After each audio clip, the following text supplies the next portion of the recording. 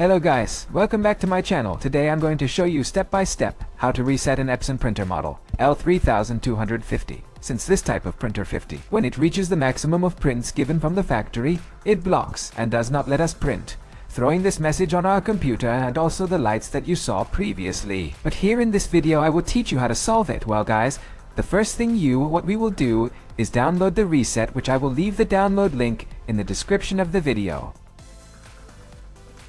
Once downloaded, they will open the folder, unzipped obviously, and they will run this program that says Add Pro DEs, but as an administrator. You run it, and this window will open where you will have to press select, just like you see in the video. In this window, you will have to select the printer model, which is the Epson model, L3250, and press OK.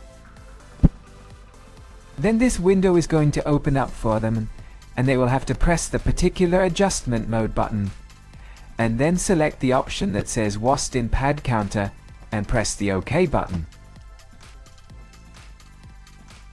We press it and this window will open where they will have to check all those boxes and press check.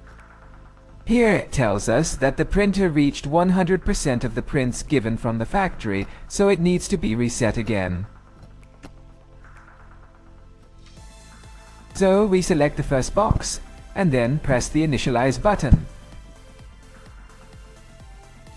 We press accept, wait, and the program tells us that we have to turn the printer off and on again.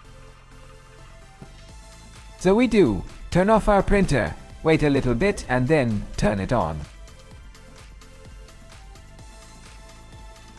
We hope you do the whole process without stopping it, and we wait.